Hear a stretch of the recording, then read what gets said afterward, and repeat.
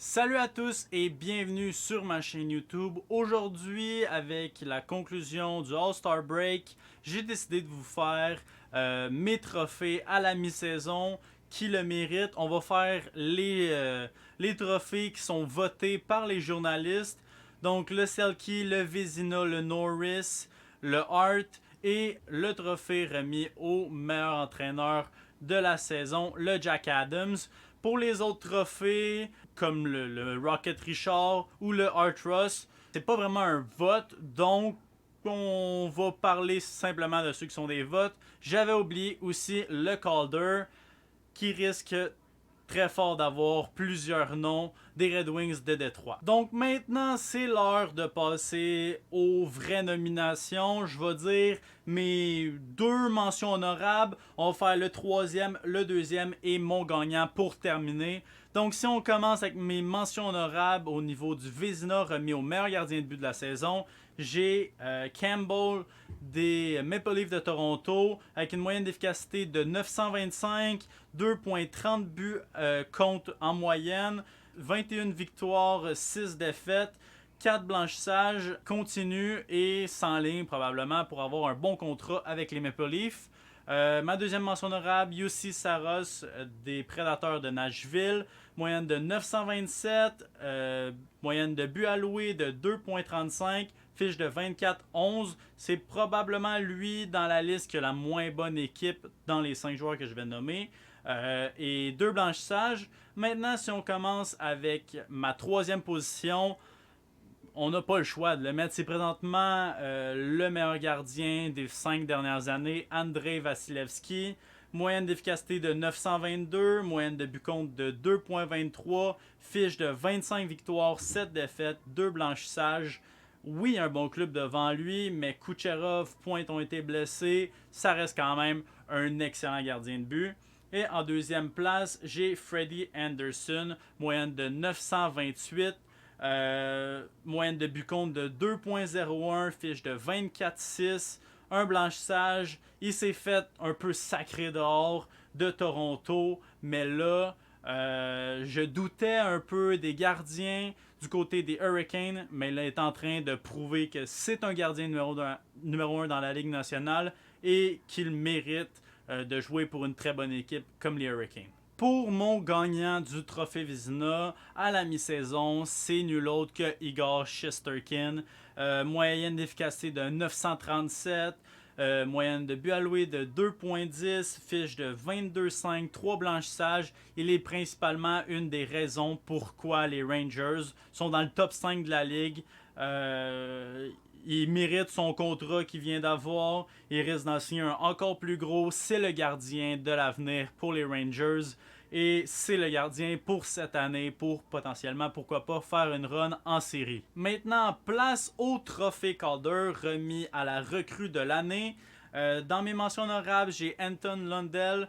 10 buts, 22 passes, 32 points en 43 games. Ce qui est quand même impressionnant dans tout ça, c'est que c'est le troisième centre des Panthers de la Floride. Il y a aussi un rôle quand même assez important au niveau de la défensive. Il pourrait être nominé au Selkie selon moi.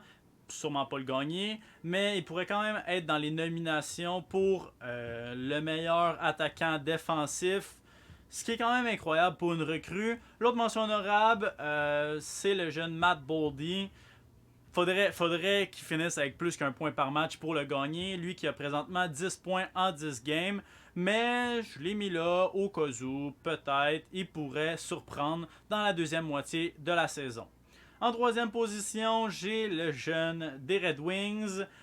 Il y en a trois. Il y a Nedeljkovic, il y a Raymond, il y a Seider. Mais en troisième position, j'ai Lucas Raymond. 11 buts, 24 passes, 35 points en 47 games. Lui et Seider étaient des choix un peu jugés par les fans au repêchage de Yzerman.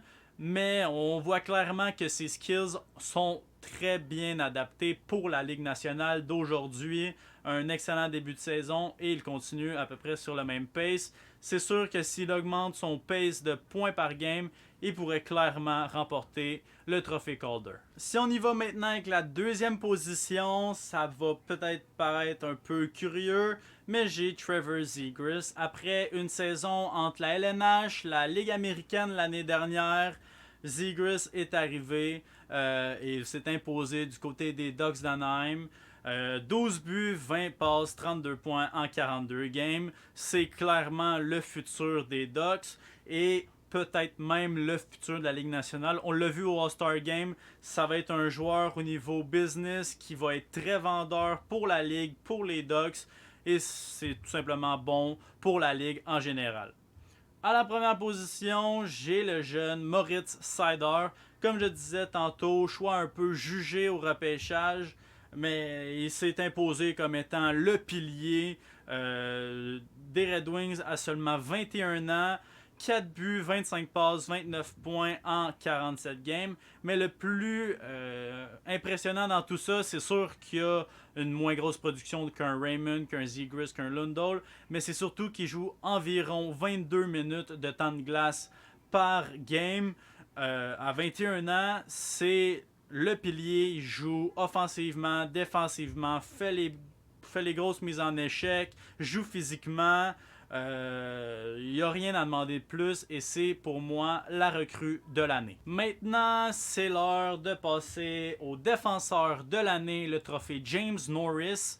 Dans mes mentions honorables, le premier, c'est Roman Josi, défenseur des Prédateurs de Nashville. 44 points en 44 games avec une moyenne de temps de glace de 25,3 minutes. Un point par match pour un défenseur, tu te dis c'est exceptionnel, c'est très solide. Mais pourtant, il y a mieux dans mon top 3. Et ma deuxième mention honorable, c'est Aaron Ekblad, pilier des Panthers. 41 points en 46 games. C'est sûr que je place Josi juste en haut de Ekblad. Mais lui, en moyenne, 25,17 minutes de temps de glace par game. Mon top 3, c'est tout simplement, comme je disais tantôt, Vasilevski. Ben, Victor Hedman, c'est un peu la même affaire. Probablement un des meilleurs défenseurs des 5 dernières années. Tout simplement pour le représenter. Il fait partie des top 3 des nominations au James Norris depuis les 5 dernières années, en plus de l'avoir remporté en 2017-2018. 47 points en 46 games, 25,19 minutes de temps de glace par game. Ça n'a pas de sens. C'est un excellent défenseur. Il y a eu une game à cause de la masse salariale, des blessures, du COVID, whatever. Ils ont joué à 4 défenseurs. Lui, il s'est dit, c'est un bon défi, 3 points cette game-là. Pas de problème avec ça. À la deuxième place, mon top 2, je pense qu'il est assez facile à prévoir. C'est la nouvelle génération. Un Rangers, Adam Fox. 47 points en 44 games, 24,26 minutes de temps de glace en moyenne. Adam Fox est incroyable à avoir joué en power play, prend toujours la bonne décision. Mais parlant de power play, d'un joueur très offensif, le numéro 1, Cale Makar. 18 buts pour un défenseur, juste pour comparer avec les autres. Le plus haut au nombre de buts, c'est Josi avec 13 buts en 44 games. Et là, Makar en a 18 en 40 games. 44 points en 40 games. Dans ses 18 buts, 5 buts gagnants pour un défenseur, c'est quand même énorme. 25 minutes de temps de glace en moyenne. Je pense que s'il continue sur le même pace, c'est son année pour remporter le trophée Norris. Si on passe maintenant au trophée Frank J. Selke, remis au meilleur attaquant défensif, je pense que c'est un no-brainer. Le numéro 1 est plus facile à trouver que le numéro 3, numéro 4, numéro 5. La différence entre le deuxième et le 10e dans la liste va être beaucoup plus minime qu'entre le premier et le deuxième.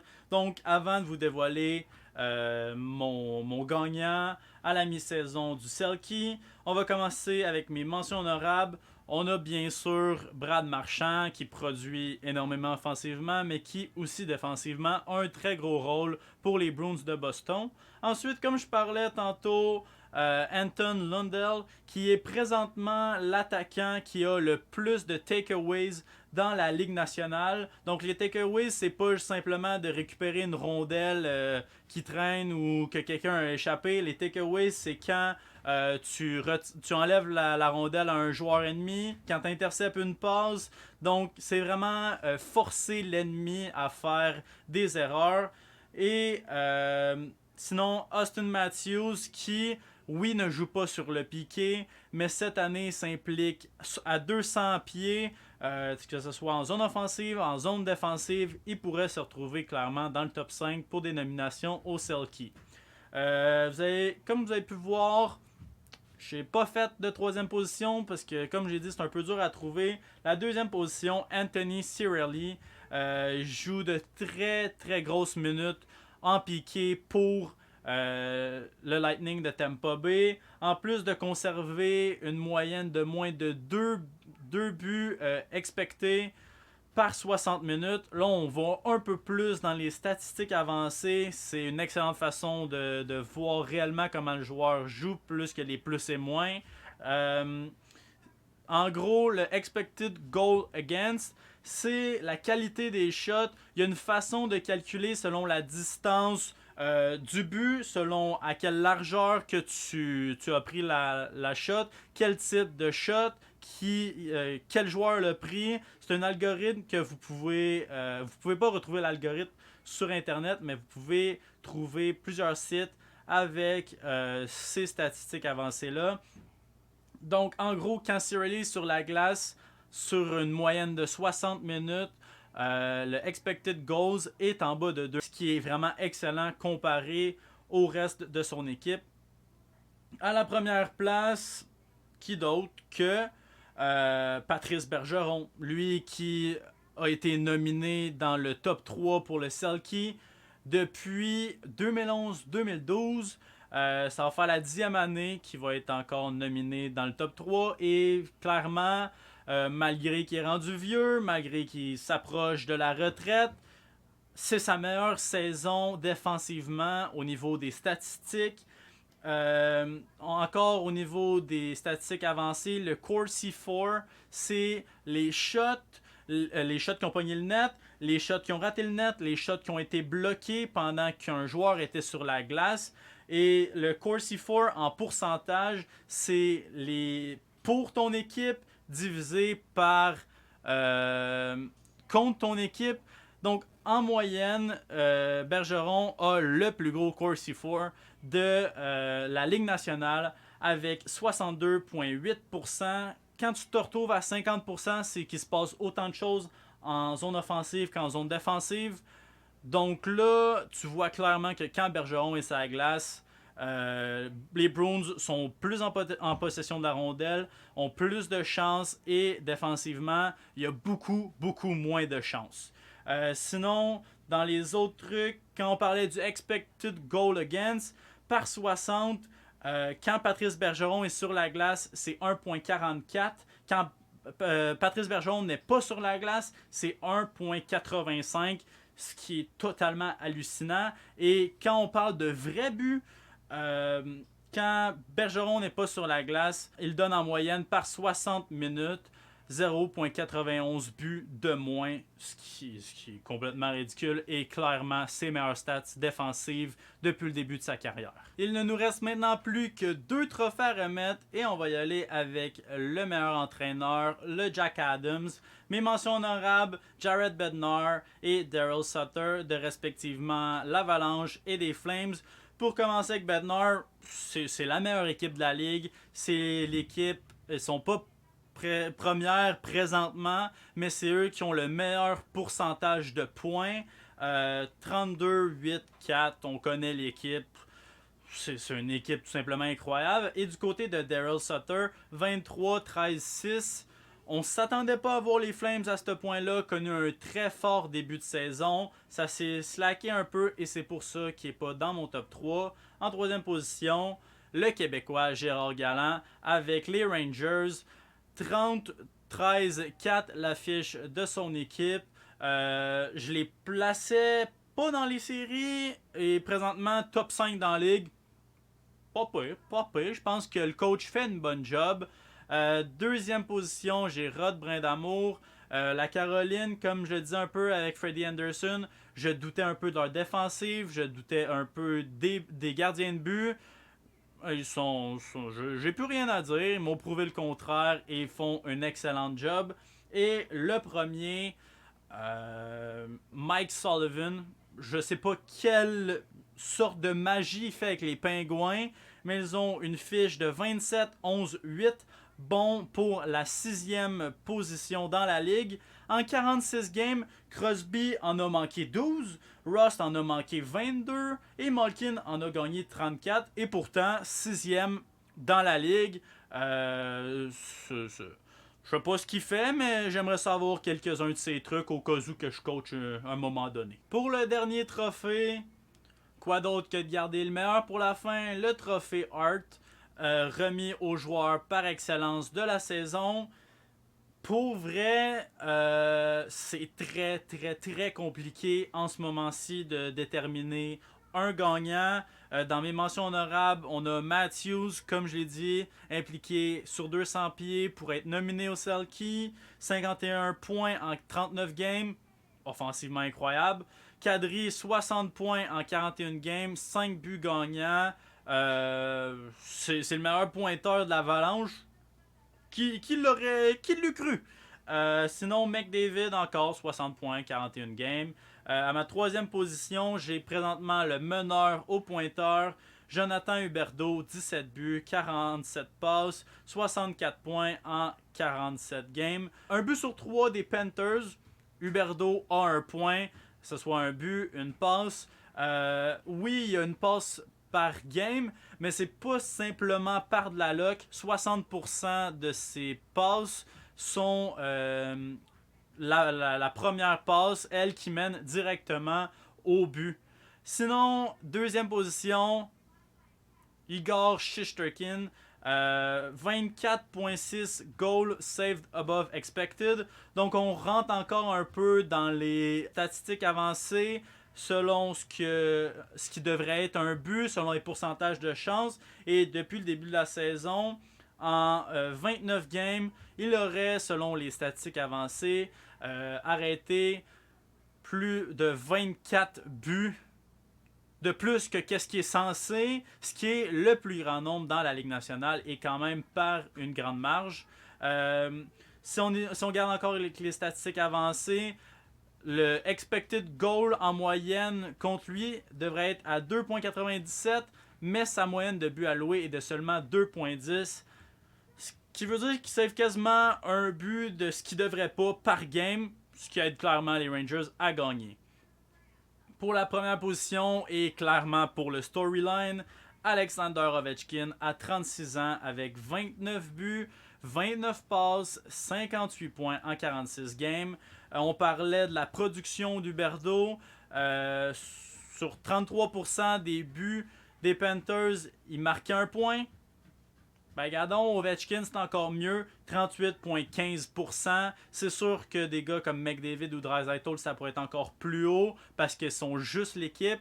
Mais l'histoire avec Ovechkin, qui a 36 ans, connaissent pratiquement la meilleure saison de sa vie, c'est assez incroyable. Et je pense que à la mi-saison, pour moi, c'est mon joueur par excellence de la saison. C'est ce qui conclut la vidéo sur mes trophées à la mi-saison.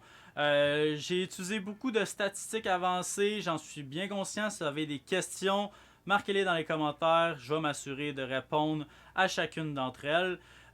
Jeudi, je vais vous préparer mon mock draft.